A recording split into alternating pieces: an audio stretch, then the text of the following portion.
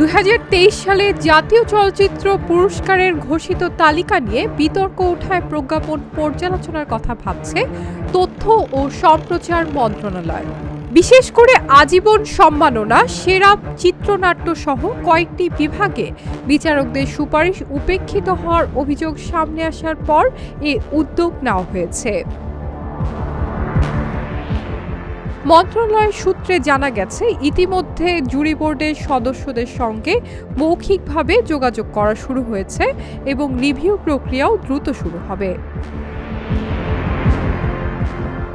আজীবন সম্মাননা বিভাগে উল্লেখিত দুজন, চলচ্চিত্র পরিচালক তারেক মাসুদ এবং চিত্রগ্রাহক এবং পরিচালক আব্দুল লতিফ বাচ্চু, প্রজ্ঞাপন প্রকাশের অনেক আগেই মারা গেছে।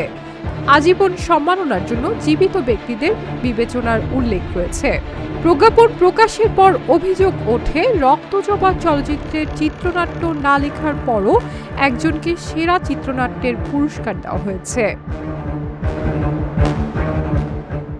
জাতীয় চলচ্চিত্র পুরস্কার ২০২৩ প্রদানের জন্য ২০২৪ সালের ১৫ সেপ্টেম্বরে জুরি বোর্ড পুনর্গঠন করা হয়।